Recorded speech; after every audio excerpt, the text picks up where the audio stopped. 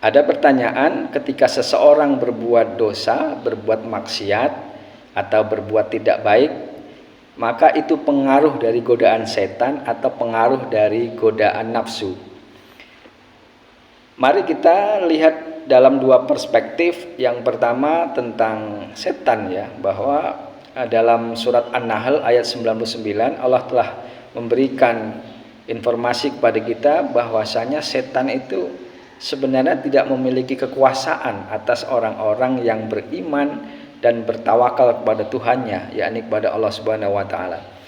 Jadi setan tidak akan mampu menggoda atau sulit untuk menggoda orang-orang yang memang di dalam hatinya ini telah tertanam keimanan dan ketakwaan kepada Allah Subhanahu wa taala. Sebagai contoh misalkan ya para nabi ya, kemudian para imam-imam besar, para syekh dan orang-orang alim lainnya, itu setan akan susah sekali untuk menggoda. Dan ayat ini sekaligus menjadi bendera perang bagi setan ya, bahwa seluruh sumber daya setan, kekuatan-kekuatan yang dimiliki itu tentu akan dikerahkan untuk mempengaruhi atau menggoda orang-orang yang di dalam hatinya tertanam keimanan dan ketakwaan yang kokoh ini tadi. Bagaimanapun caranya agar orang-orang ini bisa terjerumus ke dalam kesesatan mengikuti langkah setan. Jadi sebenarnya semua upaya yang dilakukan setan itu lebih cenderung diarahkan untuk mempengaruhi orang-orang yang sudah disampaikan oleh Allah tadi, yang sulit untuk dijerumuskan oleh setan.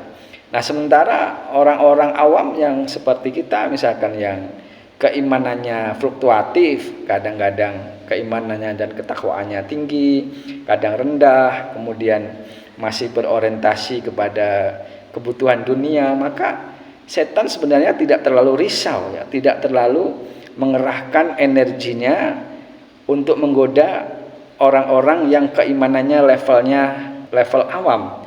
Kenapa? Ya karena tanpa digoda saja orang-orang yang seperti ini adalah tidak mampu untuk mengekang hawa nafsunya.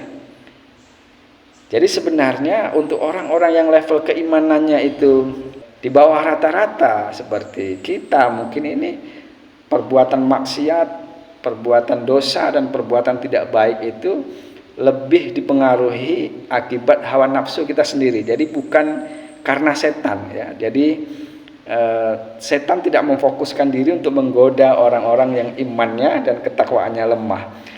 Nafsu adalah bagian dari jiwa yang tidak bisa dipisahkan dari manusia ya, dan itu 24 jam mengikuti kita.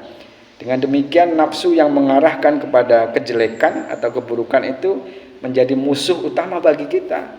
Karena sesungguhnya nafsu itu dibagi menjadi dua bagian. Ada nafsu yang cenderung mengarahkan kepada kebaikan dan ada nafsu yang cenderung mengarahkan kepada keburukan atau kejahatan.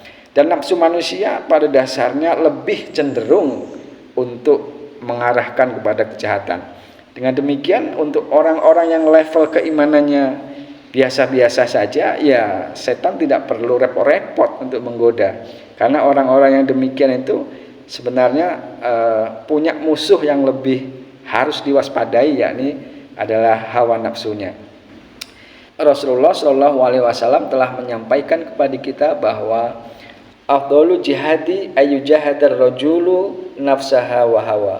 Sesungguhnya musuh terberat bagi seseorang adalah melawan dirinya sendiri dan hawa nafsunya.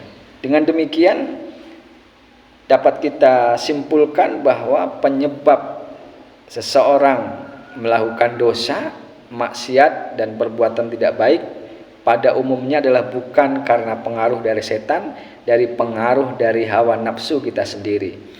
Oleh karena itu mari kita senantiasa meningkatkan ketakwaan kita kepada Allah Subhanahu wa taala, selalu berzikir kepada Allah, menjauhi hal-hal yang mengarahkan kepada kemaksiatan, agar kita bisa melawan hawa nafsu kita sendiri.